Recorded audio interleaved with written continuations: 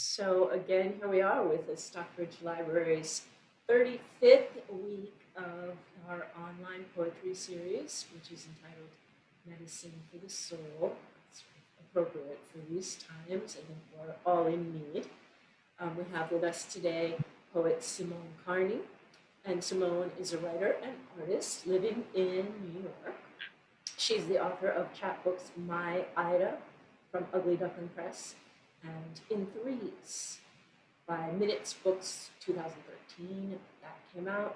And her poems have appeared in the Brooklyn Rail, Lit Hub, Boston Review, St. Anne's Review, Riot of Perfume, Pen Poetry Series, and other publications. And Simone is joining us from New York today, where she teaches at the New School. Simone, thank you so much. Yeah, thank you, Wendy, and thanks for that introduction. And yeah, it's so wonderful to be here today. Thanks for inviting me to come and read. And so I'm going to read from a book that's coming out. The launch is going to be in April for this book. It's a book of poetry called Days, Days, and it's going to be published by Belladonna Press. And so the book itself, can everyone hear me okay? Is the sound okay?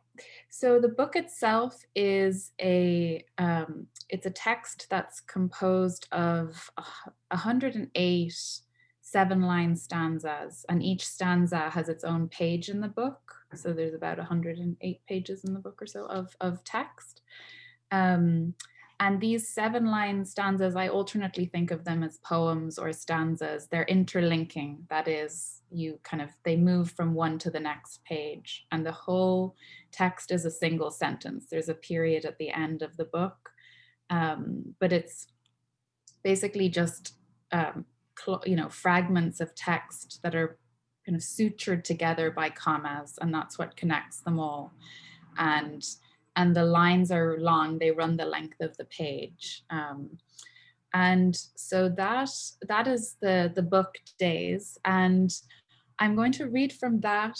And I've paired it with a series of slides of images. And as Wendy mentioned, I'm an artist also.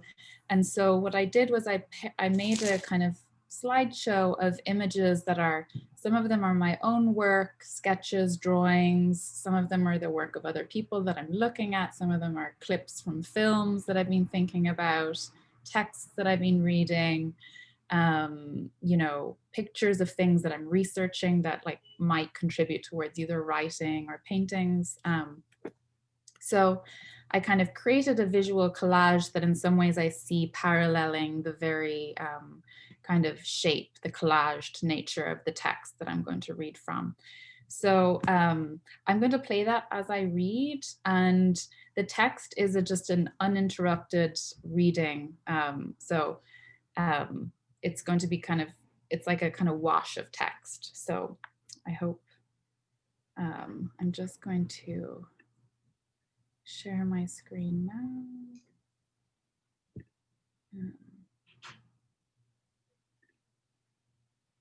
Okay. So, and I'll read for about 20 minutes or so.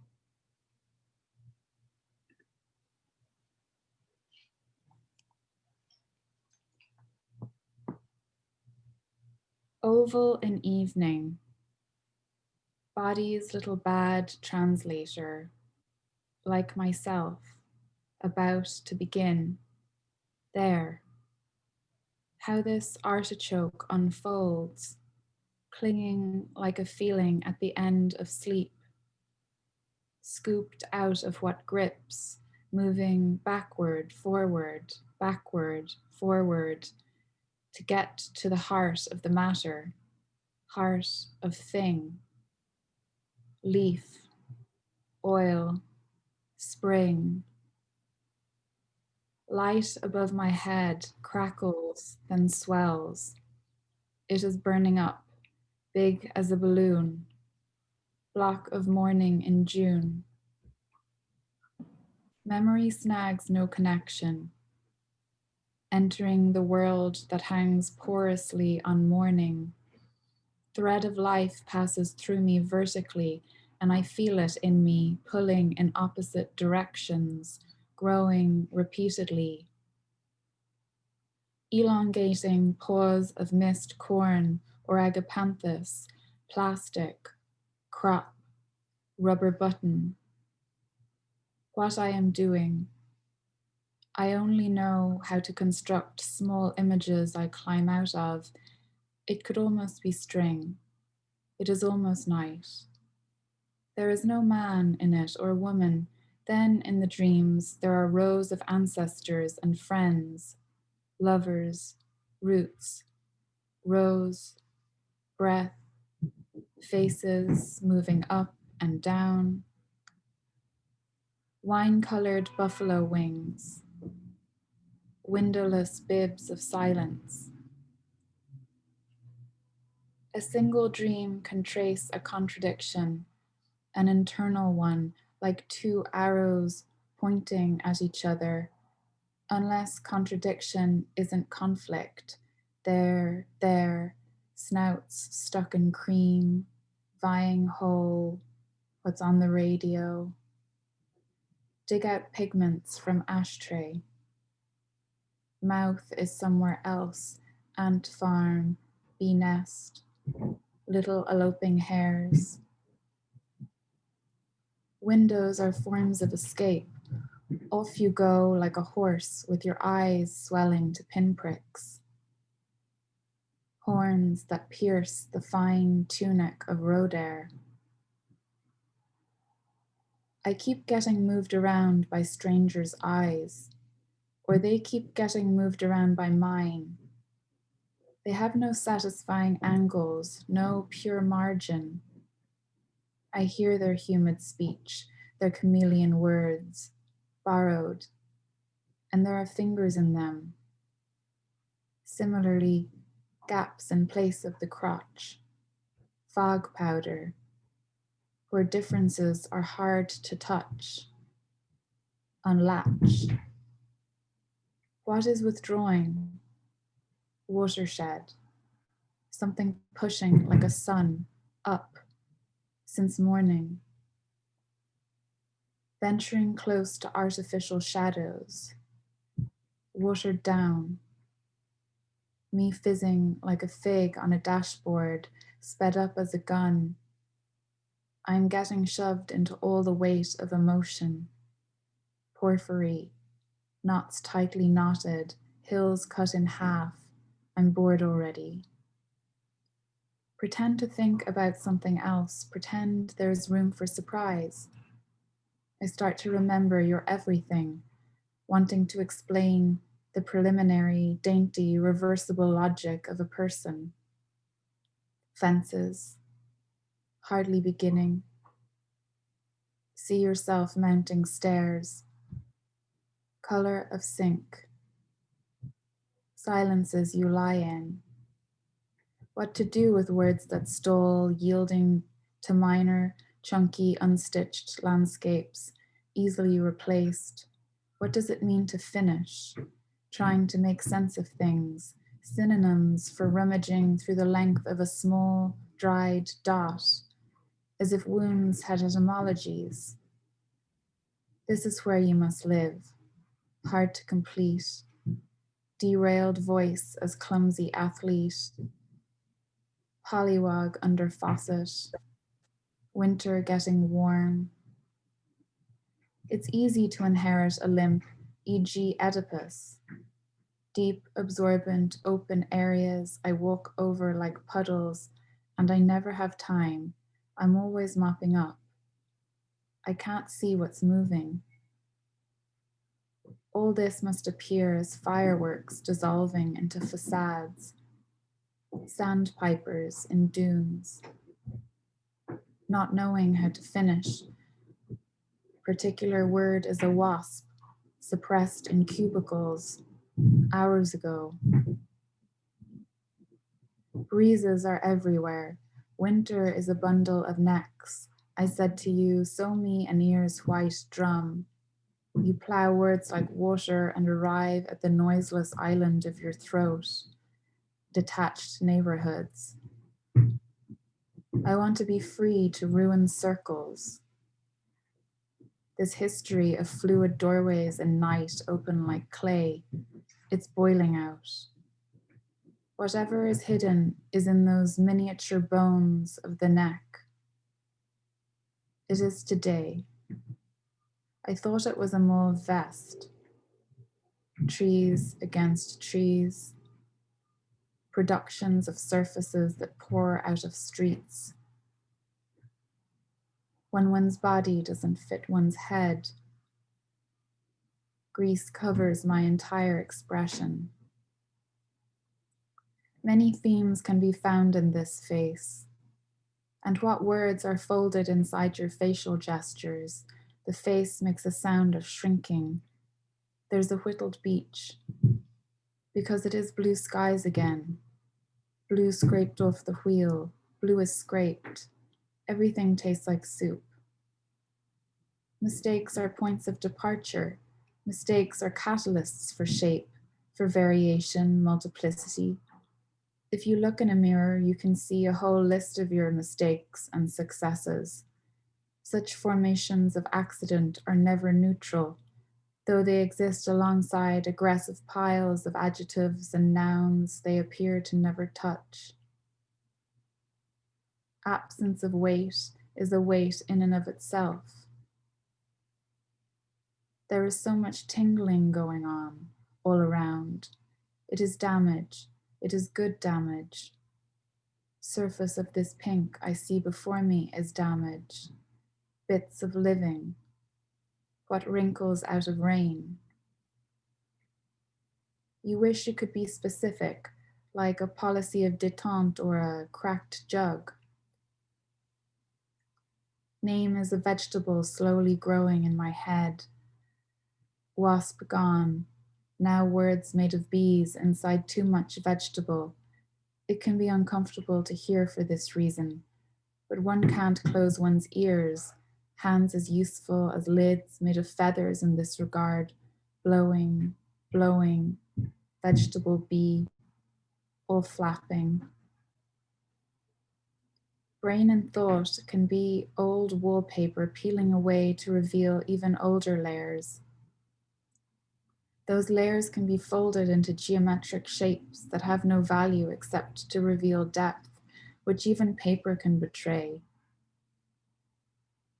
Sky-like contents that's been looked at too many times. Sky has been passed through a machine. Sky is the remainder after it has been used, is whitish after so much use. I will be aloof, shapeless, demanding, plateau of shrill feeling. This is how you do it. We are getting closer, at our usual places. The obvious analogy is with a person who, washing the windows, vanishes in glass. Relationships move like suspicious playthings, like a memory with its meaning diluted into language, like the limit of a digression, baggage we carry, perpetual history, and memory up on a wall, what we had hoped for, as if we could trap ourselves, definite as background music. I like materials that grip. The world is true and real, or is it real and true? The difference in the order of operations. Your arms are strings of water, your arms are unequal shoals, stairs in water, doors milk. Something is touched we don't know. Everything is entire and slips. Morning grit. Cloud straying from some stopped, sunned turf. That was before you washed and rose, felt objects vaguely coming into focus, objects you only know to place side by side. Sun on knees. Names came to me like a mirror facing the wrong way. Names dangling out of themselves like the end of Wednesday. PowerPoint eyes. When considering relationships between two inanimate objects, the human element keeps bursting in on the scene, its intrusion of cake orange, greenish tension between ropes that are almost flesh, how the skin of things keeps getting interrupted. Meanings grow fuller and burst. Grapes, sack of shared memory that, once touched, makes you the same as everybody else, then dissolves, free in the silence of its rearrangements. Sometimes cages are comfortable, sometimes absence is a cage. Sometimes an object beats like the size of a voice. Sometimes there is the delayed reaction of a burn, evening out a thinness of feeling. Drops of feeling make their way to you slowly, like the light of old rough stars, so that my feet are light and I race. Glaze of things without closure. Stars like boxes oozing. And I treat words like boxes too, ones with folding parts made of glass. Too clear even when folded up, too clear the way glass is blown, wobbles, falls down. Arthritic light, opaque as stingray, as air like Ruth who stood amid the alien corn. And now history is rearranging the garment of itself. The garment is no more, or rather is something else, how to read it. If I could wipe away my own hand, and everything is almost graspable. Night, Duncan, and in the window, nothing filters in.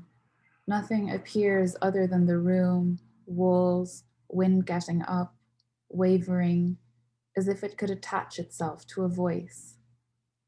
Kale breath. So many promotions bloating the whole head of you. And night trying to gather a solid, aloof verb, almost complete.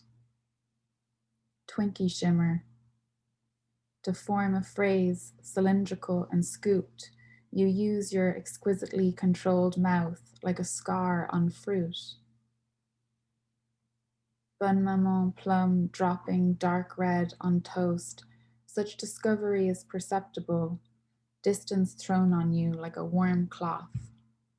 Worrying about lockjaw. Mosquito buzzing on a split fig, but actually it's a Honda that splashed your slippers. Not even shadows at angles with people itching in cul-de-sac. This wall of language that blocks speech in the shop, handing out, in silence, what's at my disposal, blank absorbent tissue, flatus voxus, and other realities, presses into you. Fact remains.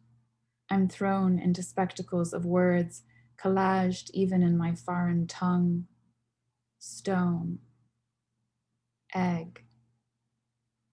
When day moves. Raw as lard. Cashew milk.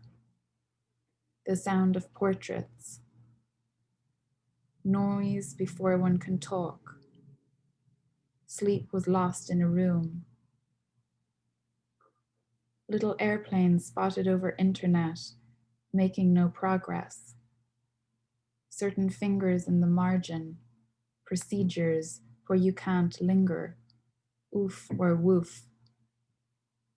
Only leaves. Grounds. But not phones filled with transactions, approaching a reflection out of doors. I could sail to a life of imitations that never occurred, a kind of burbling fuchsia, agate jelly, animal in the open, kind of calf, scrappy hairdo, funky houses bubbling up like mushrooms then torn down. vulnerable fungi gill, that window. And then you want to FaceTime, pour your life into one on screen. You are in a room too large to hide everyone's vocabulary sizzling away.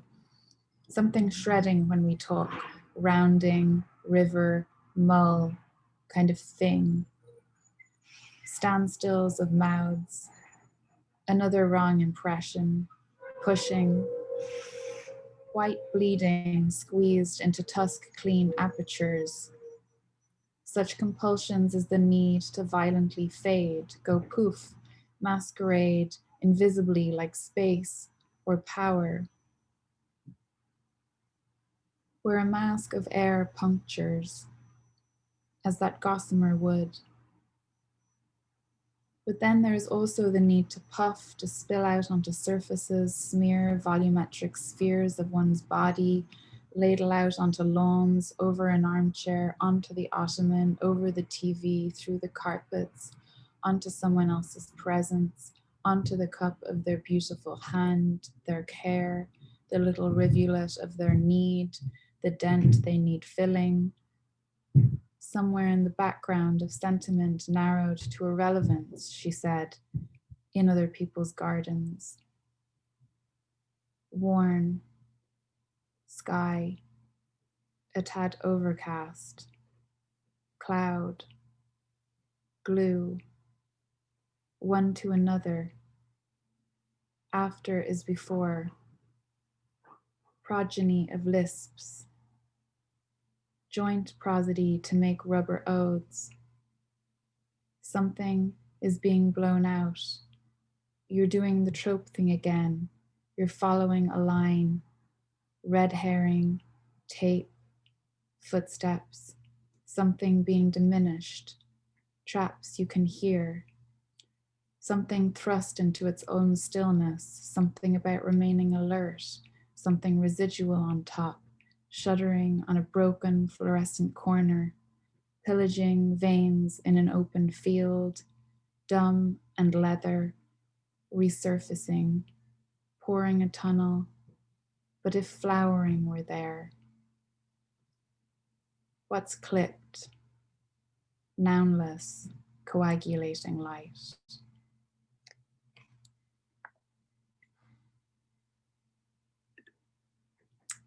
Thank you. That's the excerpt that I'll read for today. Thank you so much for sharing that with us. That was amazing. I'd love to open the floor to questions. If people have questions, certainly you can ask with your voice or ask in the chat box, or just welcome comments. Oh, thank you, Natalie. I assume you can see the chat box. Yeah. Yes. Oh, thank you very much. So I have a question for you.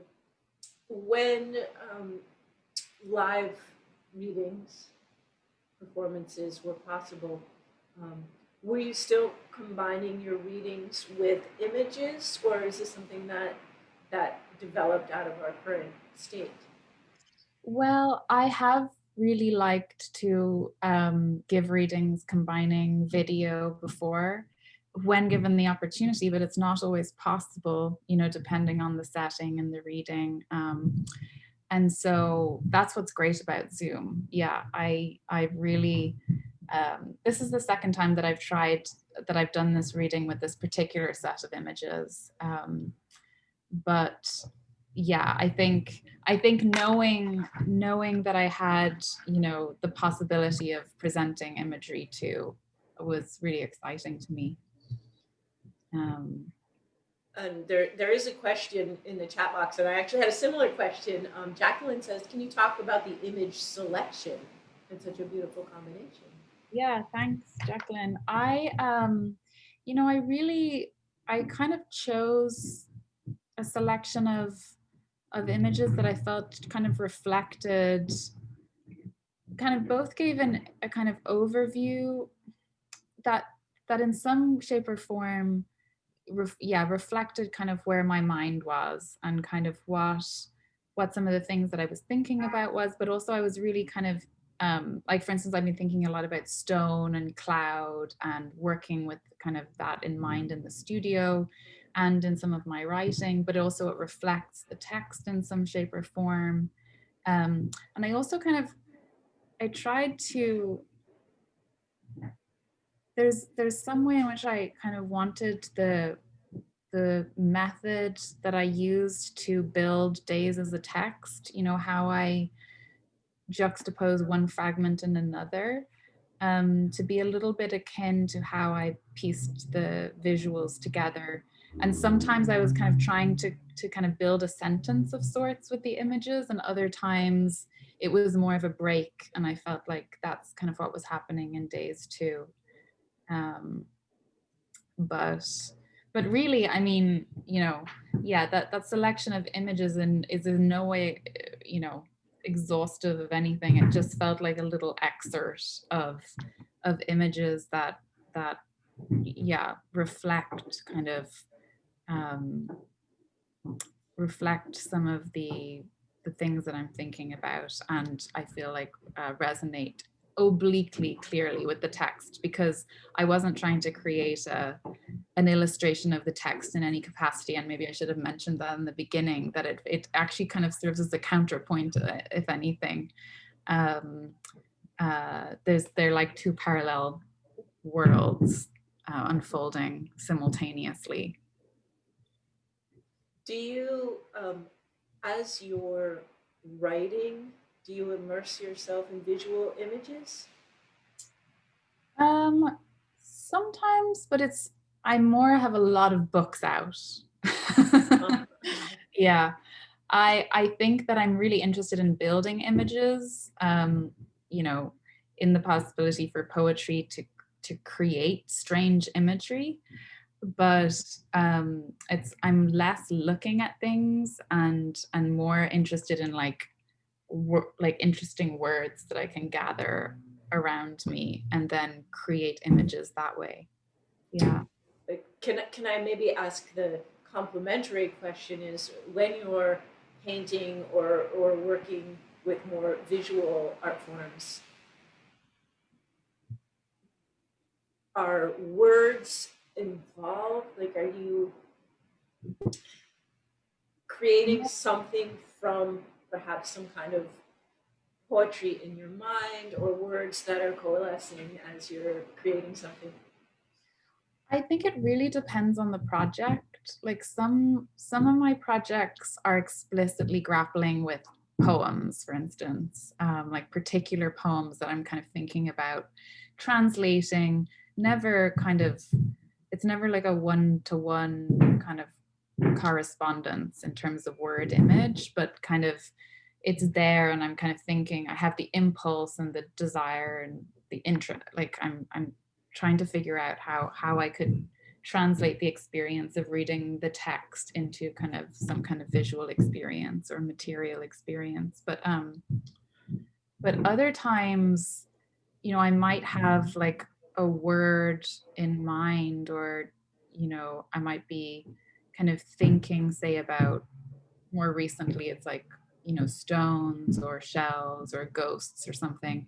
And that those words and kind of thoughts that I might have about those things or objects, say, will be present, but I'm really giving myself over more to the visual language. Mhm. Um, and I kind of have to let some of those words fall, or thoughts fall, or the verbal kind of recede into the background. And then it might come back after I've kind of really built out my images or the drawings or the paintings. Great, thank you. Um, I don't know if you're seeing in the Oh, chat box, Kathy yeah. saying now that she has heard your words, she really wants to see them on paper, which is, you know, related to the whole discussion of word as image or juxtaposing image. Yeah, and I do think that the book is very like it's a very visual experience, I feel, because there's just these rectangles floating on a page. So that, I feel like that's really important. It was kind of even a little bit hard for me to decide today whether to project the text or project the images, because the text, it is like, it really, the book itself feels like a kind of object. It's like it's a more horizontal shaped book. And yeah, to me, there's a way in which it functions also as object. Oh, thanks, Natalie. Hi, Natalie. Yeah. Yeah, and I'm interested in those moments of synchronicity, just to go back to what Natalie mentioned in terms of like, there's counterpoint with the imagery, and sometimes there's a kind of clicking together of the word and the image. And yeah, I'm interested in that moment of like alignment and misalignment that might happen. Yeah. Great, thank you. Yeah. Thank you all so much. This has been a real pleasure. For us, certainly, it has been a great pleasure, Simone. We're very grateful. I will send you a link to this recording